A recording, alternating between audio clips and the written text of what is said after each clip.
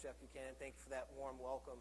And going along with what Rick said earlier, I appreciate the opportunity to stand in front of all you and share our story of what happened with Route 91.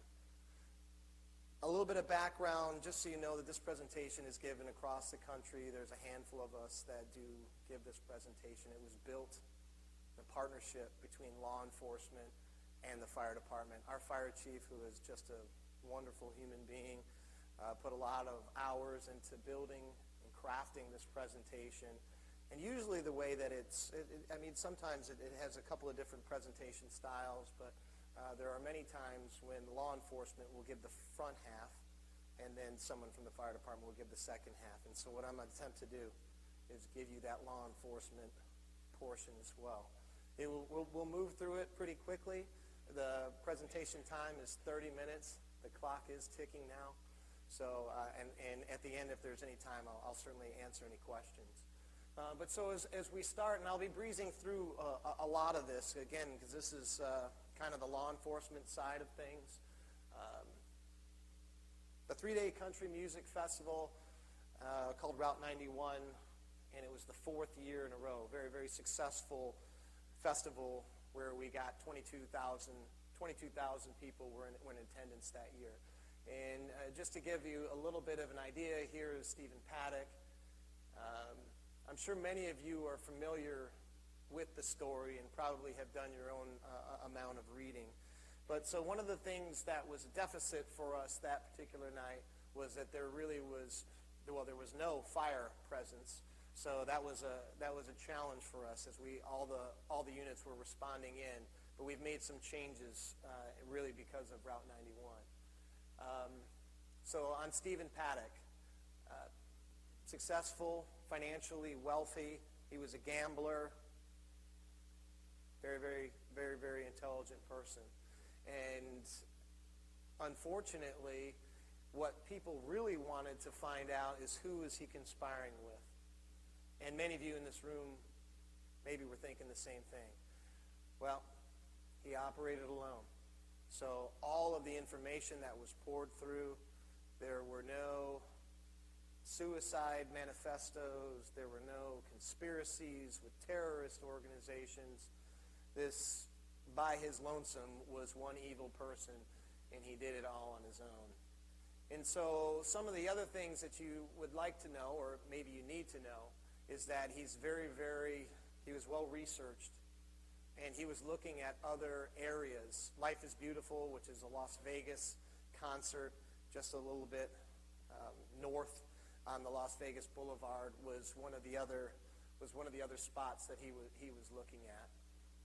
I'm not going to actually go through this portion of it. This is kind of a blow by blow, but I'm going to give you some of the highlights.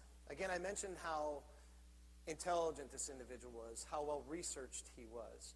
Well, he was so well researched and so well prepared, and you'll see in some of these photos, and I do have to give a little bit of disclaimer. There is one photo that is pretty graphic of Paddock, but what you all have to know is that he fortified the stairwells, he put up cameras and recording systems, and he was monitoring the hallway. And he did it with cleverness. He did it with intelligence. He hid those cameras on food carts. So it was kind of difficult to pick up. And he knew where law enforcement would be coming from. He knew that they would be coming from the stairwell, and he fortified those stairwells so he wouldn't be surprised. The arsenal that he had was impressive, to say the least. There will be a clip that I'll play for you. It's about 4 minutes, where you hear hundreds and hundreds of gunshots. He fired over 1,000 rounds.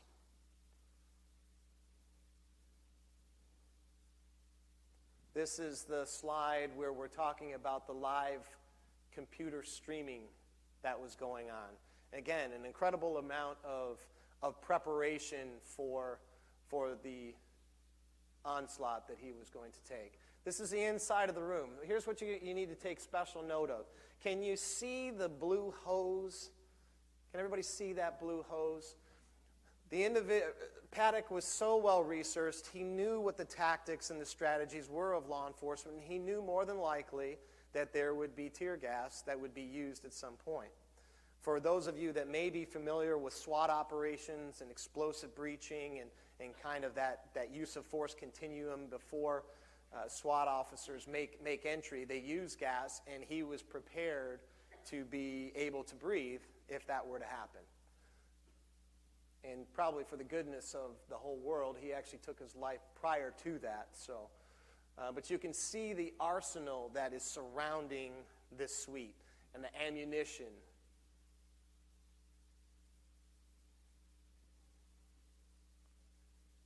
Shell casings, hundreds of shell casings.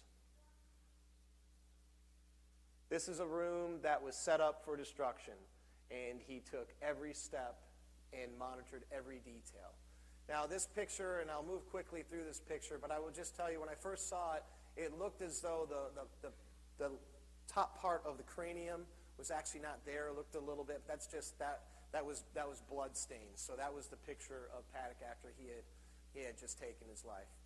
So here's some diagnostics or some data on exactly what he had. 8 AR-10s. He had 14 AR-15s with the bump stocks. I'm sure everybody is very familiar with what's been going on across the country with bump stocks. And it's all the rounds, 1,050 spent rifle rounds, and there were thousands more that were discovered. And I'll point this out when we get into one of the next slides, but we recently have become aware that the room in which he actually rented or stayed at for the night wasn't his first choice. And I will show you what that first choice was when it comes up here just in a few slides. There were searches of his multiple homes. Again, this is a very, very wealthy individual, and he had a lot of discretionary income. He had multiple homes. They found more guns, but nothing to contribute to any conspiracy theories. He had exploding targets, and what you'll see here, the different types of ammunitions that he had. One of his goals was to set off these fuel tanks. And you'll have to excuse, I don't have a pointer. All the way to your left, that's out of the screen, would be Mandalay Bay. And between the tanks and Mandalay Bay is the area where the stage area and where the concert took place. So what Paddock had done.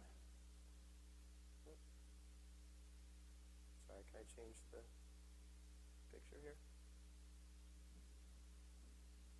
Okay. All right, we're back on it here. So he took aim at these two fuel tanks to add to more destruction. But luckily, it didn't work. So a slight miscalculation. He didn't have many of them, but this was one of the miscalculations that we were all grateful for, because the amount of destruction would have been just that much greater. You'll see the dispersal and the exiting of all of the individuals that were at the concert that night, and they went everywhere.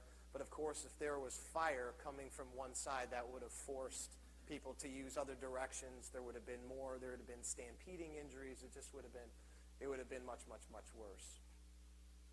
This is all the information that Las Vegas Metro and the FBI had to go through. 40 terabytes of information, 250,000 images, an inordinate amount of information that was sifted through picture by picture, detail by detail, to ultimately the conclusion. The Google searches were disturbing, to say the least, but again, spoke to how much this individual was researched. SWAT Las Vegas. Do police use explosives? All of these things played into all of the scheming that went into that particular night. And you can see Life is Beautiful, and you can see Santa Monica Beach. He wanted to see where he could have the most impact.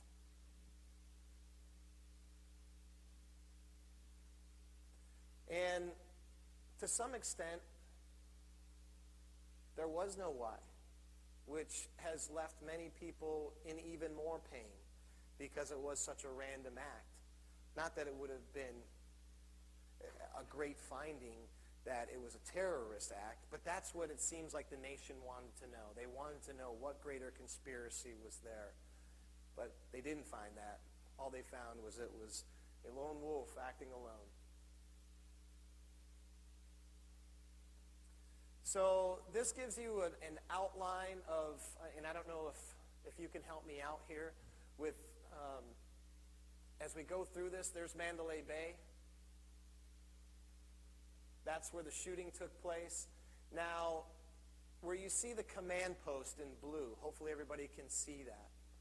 What we just found out in the last couple of weeks is that Mandalay Bay, the room that I'll show you in just a couple of slides, had a great angle on the stage. What he had hoped to do was secure a room where he would have been able to shoot at the command post. This is recent information. Actually, our fire chief just told me this information in the last probably about two or 3 weeks. So there was an attempt by Paddock to secure that room, which I'll let you know, and as we get in kind of to the fire aspect of what the EMS response looked like, I'll go into a little bit more detail. But there were hundreds of key decision makers that were at the command post. So it would have been just so much more devastating. There were people that infiltrated onto the airfield. This is McCarran Airport. I don't know what the demographics are for Baltimore, but Las Vegas receives about 44, 45 million visitors per year through McCarran Airport. It's one of the busiest airports in the world.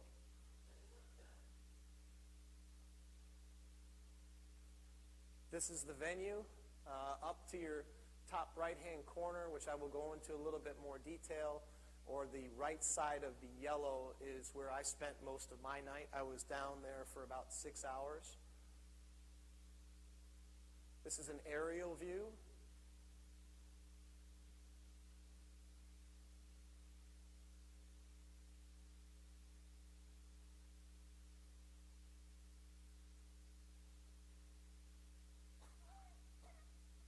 This is intended to give you the vantage point from where Paddock was taking his shots from the room. That's the stage. To your right would be the airfield, the McCarran Airport. You can see that clearly.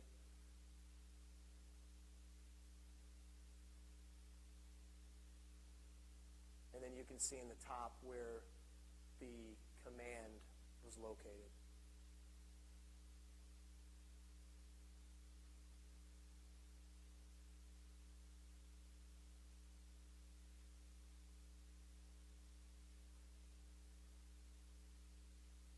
It was a packed house that night.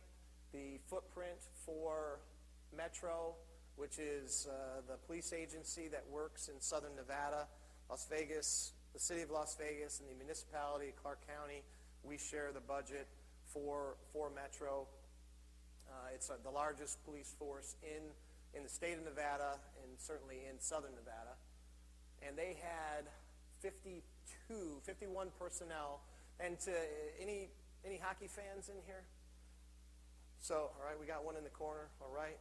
I know that y'all beat, basically, I know this is Baltimore, but I'm sure there's a lot of Washington fans in here. I get it. You beat the Golden Knights last year. But it's been a huge rallying point for us. And basically that footprint that you see, 51 personnel, actually it's upticked by one. There's 52 Metro at every home Golden Knights game. So that's what the footprint looked like. You can see the fire department had 0 personnel. That has now changed. While we don't have a much greater presence, what we have is an imprint so we can start the incident command system, which is how we operate on all emergency incidents.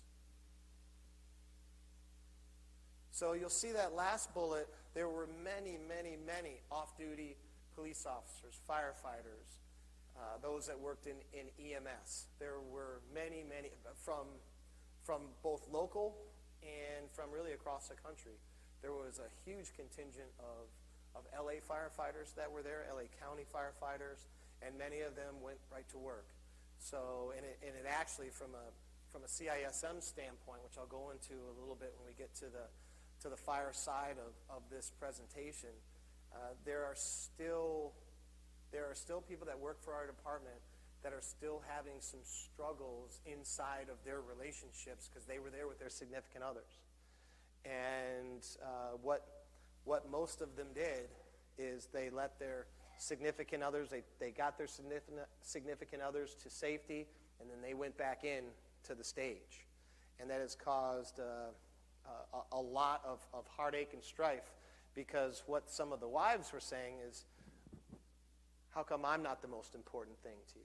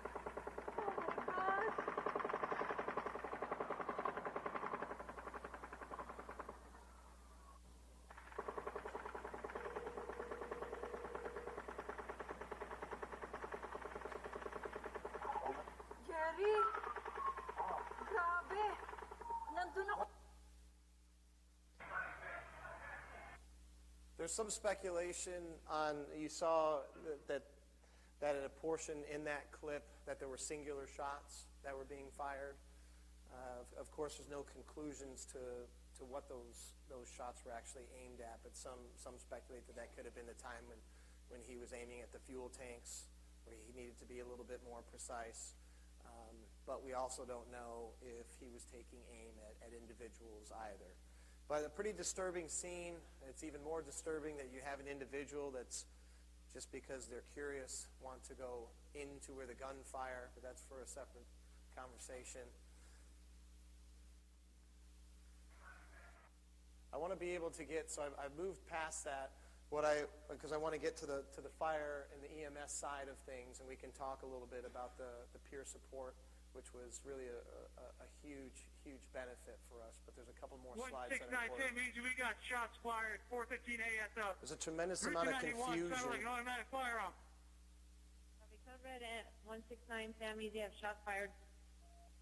16910 means it's coming from upstairs in the Mandalay Bay. Upstairs in Mandalay Bay, halfway up. I see the shots coming from Mandalay Bay. Halfway up. Control 361, I see. We have multiple 415 break. And we have surge. We have an active shooter. We have an active shooter inside the fairgrounds. 17910 means that is going to be a light on Mandalay Bay, not shots up from the Mandalay Bay, but it's coming from that direction. Oh, that is correct. Shots fired from Mandalay Bay. There's many people down. Stage left. Just be advised. CP, I need eyes. Somebody in the CP, can you tell me where it is coming from? We're hearing it from Mandalay Bay. Somewhere at Mandalay Bay. It's at the intersection. It almost sounds like it's that close. Arriving unit is coming across from the boulevard, so okay, so be careful. It sounded like an elevated position that they had. 790 arrived. I'm going to form a strike team, Mandalay Bay and the boulevard. I need 5 officers on me. We have multiple casualties. GSWs at the medical tent. Multiple casualties. Control, be advised. Shots are coming from Gate 7. Gate 7. Shots are coming from Gate 7. So you can hear the masses of confusion. And those are police officers on the ground. And even when we were operating through the night, there were still questions. Are there multiple shooters? And credible people were saying that, yeah, there's another shooter inside the venue. Yes, there has to be another shooter because of the amount of ammunition that was shot that night. But lo and behold, there was only one person doing the shooting. So that night, my wife was pregnant. We just had our third child a year ago now, and so I wanted to stay married. And so I had my phone on silent. I had my work phone on silent that night. And the fire chief had called me, as you would expect. And luckily, my close friend, who's now a retired deputy chief, he was able to get a hold of me on my personal phone. And so I woke to a very excited friend and colleague saying, Jeff, you have to get down here. It's just like Mumbai.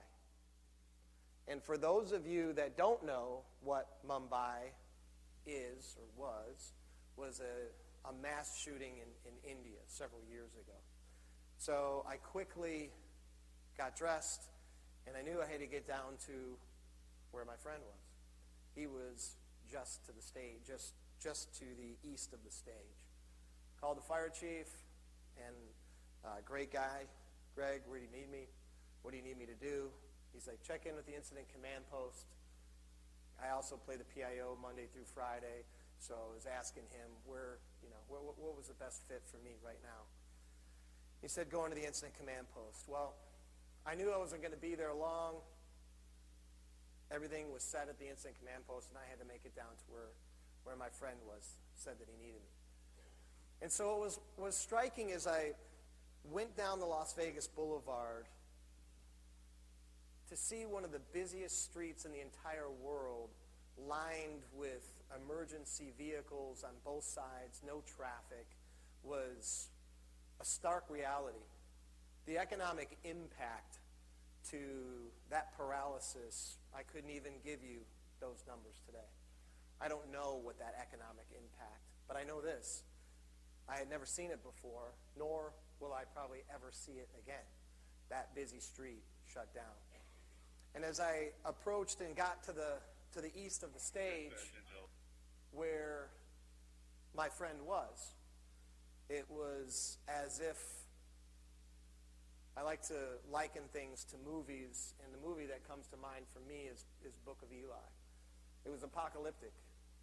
There were phones and wallets and shoes and body fluids and no people except for the deceased that were riddled throughout the area.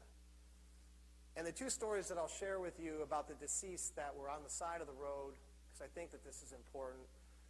One, young man standing over his wife. She had been deceased now for 45 minutes, young couple.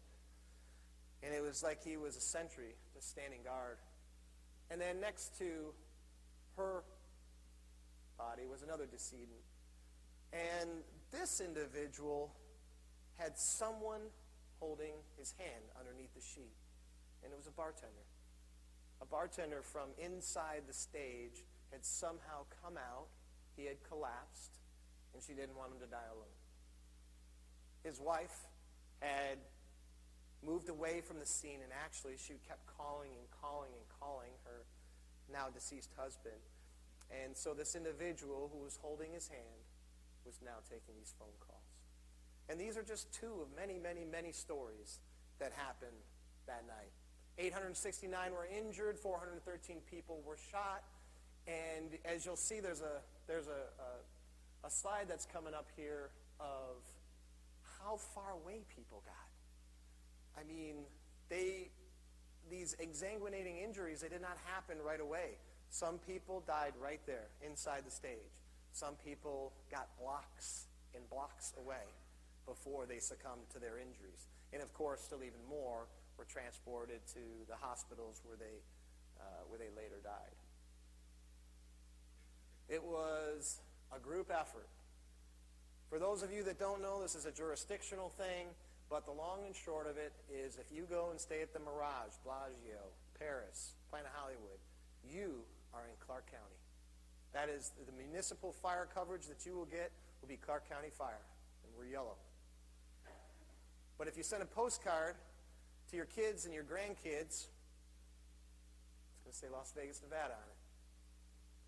It's a jurisdictional thing.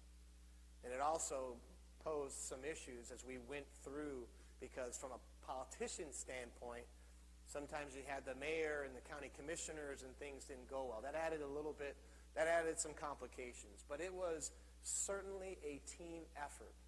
While we had the most resources on that scene, Henderson was there to help, Las Vegas was there to help, North Las Vegas was there to help. Everybody was ready to support the event. This is the amount of apparatus and staff that was on that scene, and a tremendous amount of resources. We did not need more resources. There were rescues. I mean, there were emergency lights as far as the eye could see.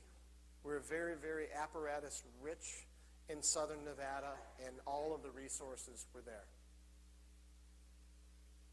Our combined communications center, which is North Las Vegas, and Clark County, we split the costs of that facility. They had a tremendous workload. And because we're running short on time, unfortunately, I'm not going to be able to play for you the sound bite. But let me do, if I can do it some justice in 30 seconds.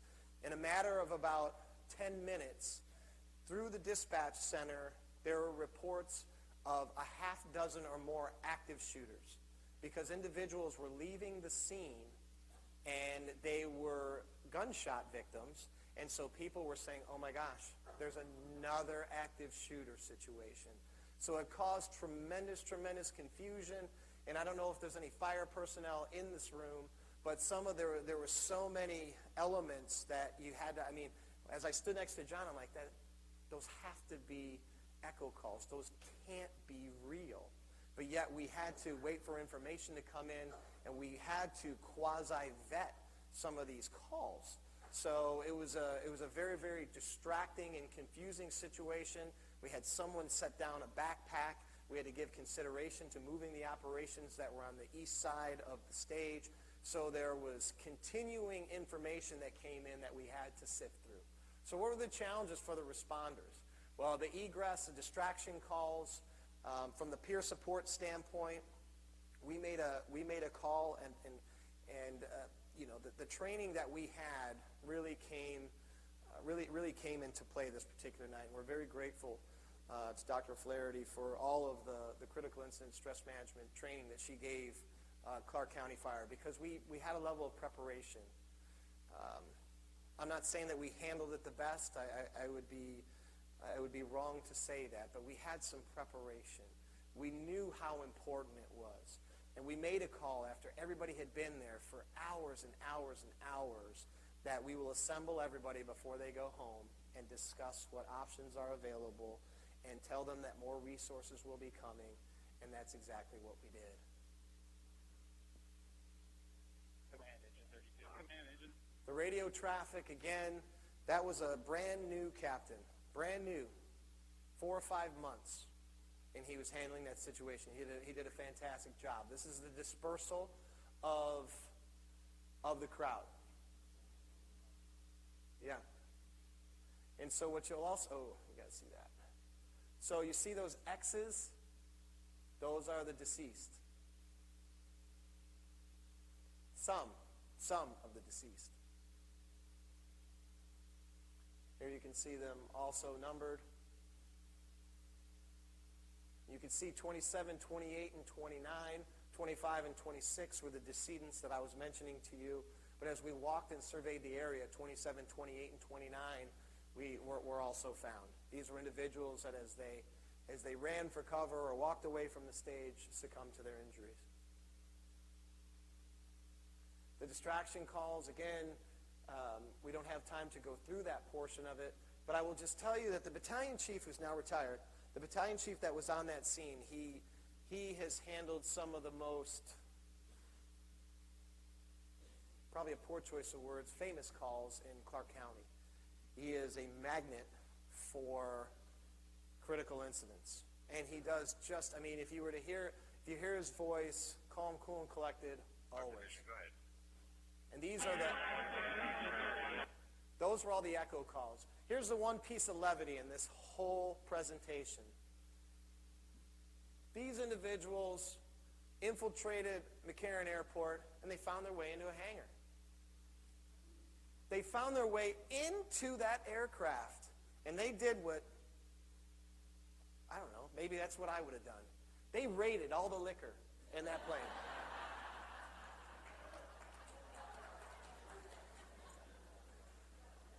Cleaned them out.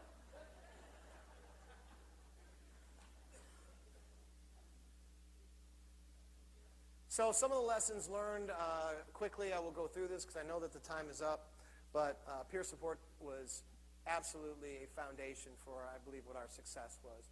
We have a couple of slides in here that talks about the amount of IFF support. Dr. Flaherty was out, and she was helpful with us. We pooled resources from everywhere, and everybody, it was definitely a tribal approach. It was a community approach to dealing with this situation. Luckily, we built a peer support team, and as a valley, we're very, very strong in our partnerships, and so it was fundamentally what I would call one of our largest strengths. We also have an excellent relationship with our law enforcement partners, brothers and sisters, and we've been training with them for years. And so when we deployed rescue task forces, and really what rescue task forces are, for those of you that don't know, that is a combination of law enforcement and firefighters that go into a scene that is warm. And what our men and women did is they were seeing if there were any viable that were still in the stage area. Unfortunately, they were all deceased.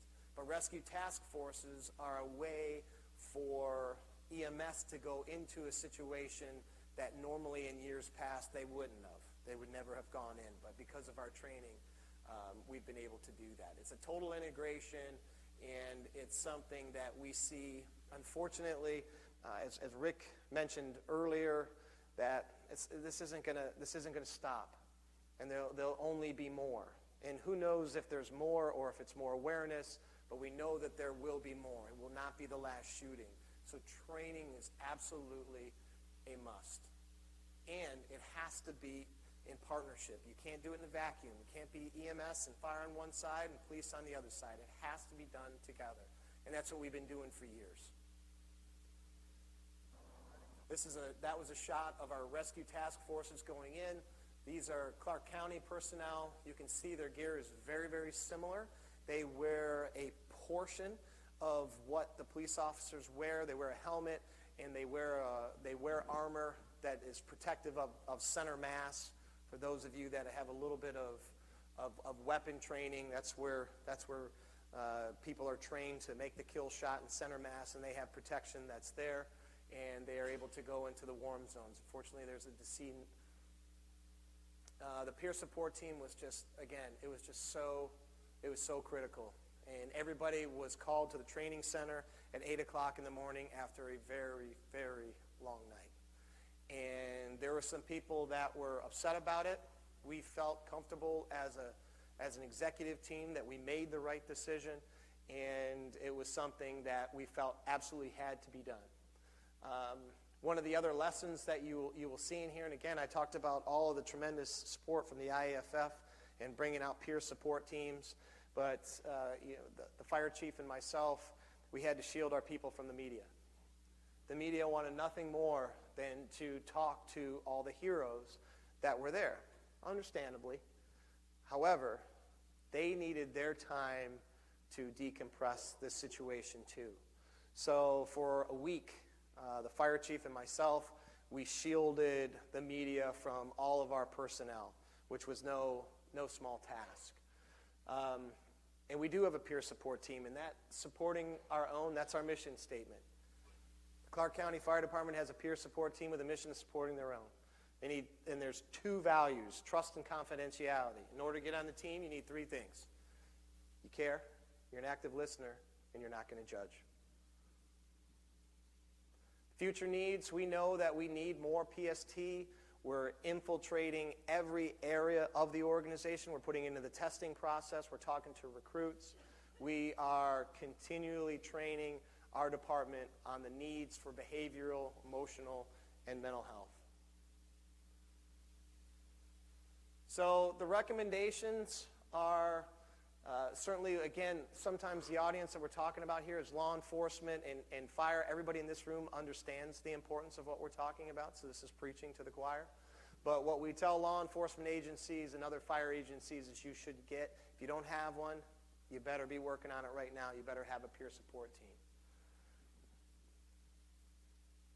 So the Family Assistance Center, I'm just going to give this brief last position again because I feel badly because I know I've gone at least 5 minutes over what my allotted time is. And so the Family Assistance Center was a huge resource for the thousands and thousands of people that needed to know where to go for any number of things. Where do you get your phone? Where do I go? Where do I go for this decedent information? Where do I go for this injured information?